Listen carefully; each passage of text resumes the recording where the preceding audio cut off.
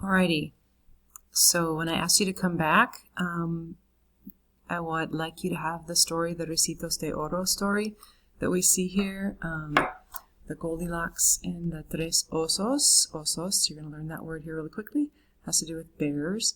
So I have the two choices here between using the imperfect or the preterite, and I want to go through the first paragraph together with you. Then I would like you to pause it, fill them in yourself, and then come back and see how yours compares. So here we go. I do actually have this on the PowerPoint as well, so if you would like to do that in the PowerPoint, feel free. But I'm going to get my highlighter out. I'm going to highlight the correct word so you guys know which one it is. Okay, so as all good fairy tales do, they start off with the beginning line, once upon a time there was. Okay, so here's our two there was verbs. Hubo, we learned that last chapter, chapter 9. It's one of the U group verbs like tuvo and estuvo and pudo and puso and all of those. So hubo. Or había, they both mean there was. There once was, una vez, tres osos. There once were 3 bears. Okay. That lived, okay, you can see the verb vivir there, en el bosque, that lived in the forest. Okay, now, think of what stories do at the beginning. Stories set up what's going to happen. Stories don't start with the action of the story. When I say there were 3 bears, just explaining to you, I'm just describing the situation to you, I'm setting the stage. So, after I said that, hopefully you are going to land on había. Había una vez 3 osos que, how about the next one? Vivieron o vivían en el bosque. Think about this. Make a commitment to one before I highlight it. 3 osos que vivían en el bosque. Vivían. Okay, think about this. It's what was going on, okay? The story isn't that they live there and it's done and it's over, okay? They may not live there anymore, I don't know. But the whole point of this in the story is to set the stage, to describe what's going on, to say what was happening. They lived in the forest. That's what they used to do, okay? Papá oso, mamá osa, notice it's feminine, y bebé oso. Un día, okay? I like phrases like that because you know what's coming. One day something happened. Now we're at the dot on the timeline, right? Something happened one day. Un día mamá osa hizo o hacía una sopa de arroz con pollo. Un día ella hizo una sopa de arroz con pollo y puso o ponía 3 platos en la mesa. Think about it. Commit.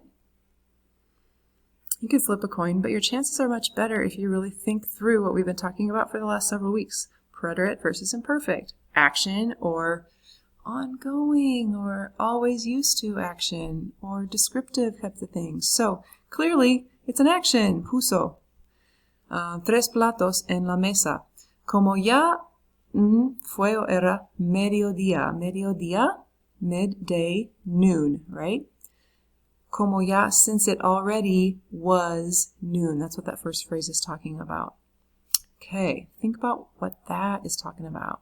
Noon. When you tell time, what is it always going to be? Imperfect. Como ya era mediodía. There it is. Los 3 osos. There's our verb sentarse, right? Sentarse. Para comer. Had a lot of hunger. All right, so at noon, they sat down. Done. Over. It's at noon. They sat down. So there's my se sentaron. We're going to make that plural. I didn't get the S, but you get what I'm talking about.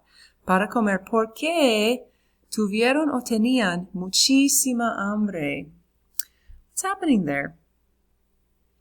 We're describing something that's happening. There's no action in them being hungry, having hunger. So, tenían muchísima hambre. Papá oso probó o probaba la sopa primero. We learned the verb probar, se, to try on. We also learned the verb probar when it comes to food. Not trying it on himself, but he's just trying. He tried the soup first. He tried it. What do you think? Probó, probaba.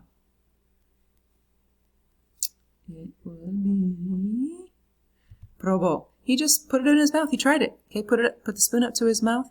He was the first one who tried it, and he said, "Ay, la sopa está muy caliente." Dijo o decía. Eso es dijo. Said it. It's done. It's over. Come on. There it is. Dijo, "Ay, la sopa está caliente."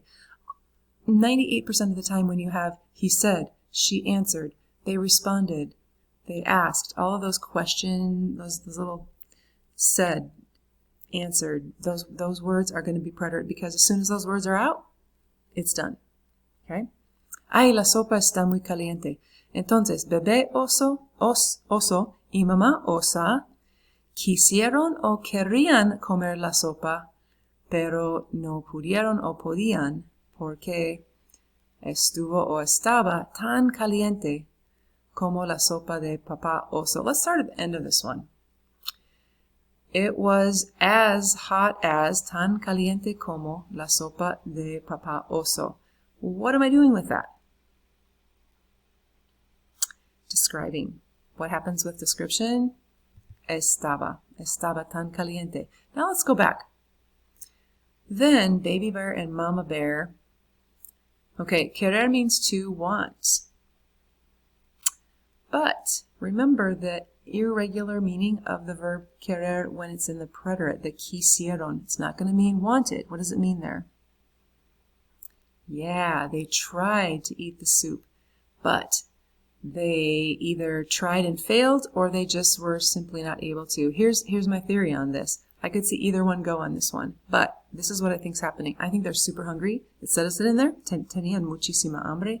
So I don't think they just like looked at it and go, we'd really like to eat it, but we're just not able to. No. I think there was an action here. I think that they tried to eat the soup. So, quisieron comer la sopa, pero no pudieron. They failed. Because there was an attempt made. There was an action that accompanied that. They didn't just want it in their heads. They tried to eat the soup. Okay, then, los tres osos, okay, the verb decidir, decided to dar un paseo, to go on a walk, mientras se enfrió o se enfriaba la sopa. You see the word frío in there? Has to do with cooling. So while the soup was cooling, do you hear how that kind of comes out? Was cooling. While that was going on, they decided in 1 minute there, they decided to take a walk while se enfriaba la sopa. Okay, so while it was cooling, that was going on. It was a beautiful day. It was a beautiful summer day, and it was sunny. What's going on in that last sentence of that paragraph? A lot of times those types of sentences go at the beginning of the paragraph, but here it's at the end of the paragraph. Nonetheless, we're describing what the day was like, the weather in the day. So any description is going to be imperfect. Era un día. There it is. Era un día bonito y hacía sol. Hacía sol. Okay, I'm going to have you pause this video, and I would like you to finish this either on your paper, on your paper, hopefully you have it in your packet, or you printed it out, or you have it on your computer screen as well. And I'll come back in a second and I will have the answers for you. So I'm going to pause it right now. Okay, so we got a few minutes to finish this story, and you can compare yours to mine. So I was going to talk about a few things here. Let's start the next paragraph. Los osos, okay, divertirse, to have fun. We had that in the last vocab. It could be on the examen because it's one of our vocab words. They were having a good time. They were having fun when, right? Do you see how that they were having fun is kind of ongoing? We're having fun. Anytime you hear yourself saying that we're-ing, it's going to be imperfect. Se divertían Cuando una niña perdida, when the lost girl, llegó a la casa. She just got there once. Okay, now we're going to go back to describing her. Se llamaba Ricitos de Oro. Okay, they didn't just in the moment, hey, you're going to be called Goldilocks. No, that's what she was called. That's just describing her. Se llamaba Ricitos de Oro y era una chica curiosa. Another descriptive word. Ella siempre, we like words like siempre, right? Siempre jugaba cerca de su casa, pero ese día, here's another instance where we go from, this is how she always did this, but that day, just that day, that one day, now we're very predicate-oriented here, se perdió, she got lost en el bosque. Ricitos de Oro se acercó a la casa, she approached, she got near the house, y miró por la ventana. Pero no había nadie en el interior. Back to description. Okay? There's no action in the fact that there was nobody in the house. No había nadie en el interior. Entonces, abrió la puerta, definitely an action, y entró, definitely the next action that happened en la casa. Ricitos se alegró. She got happy. See the verb alegre in there, and I know what some of you are thinking. Happy, that's an emotion, so that's going to have to be an imperfect. Yeah, not exactly. If she was happy, yes, estaba alegre. But look what's happening here. She became happy. She got happy. She vio los 3 platos de sopa, and then awesome, right? So she got happy all of a sudden. Kind of like in our vocab, we've had the verb enfermarse.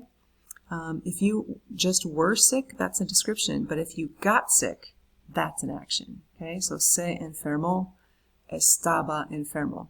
So it depends on what you're trying to communicate here. So she got happy cuando vio los 3 platos de sopa. Ricitos se comió toda la sopa, done, over. The plato pequeño porque, here we go back to describing, estaba perfecta, ni demasiado caliente, ni fría.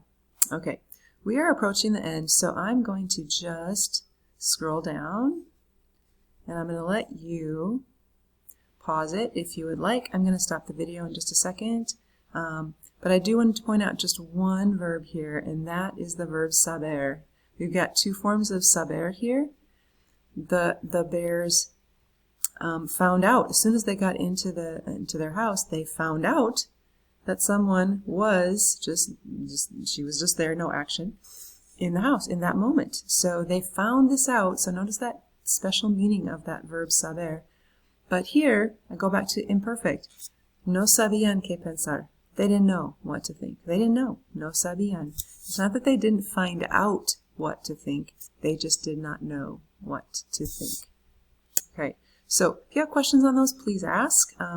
The examen's coming up. I'm still tweaking what I'm going to do with that. So I will have by the time you see this, I will have sent out some instructions with that and what you can expect.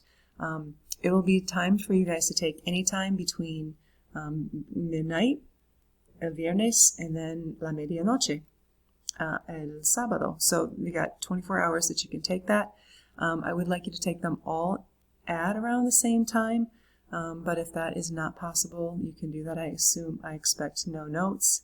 I expect you to do this on your honor, to be prepared for it. And there may be a few parts on one or two of the tests that I say don't do this part because we didn't cover this in class.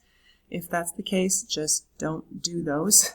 It'll ask you like, hey, are you sure you want to submit this? Because you did not do those.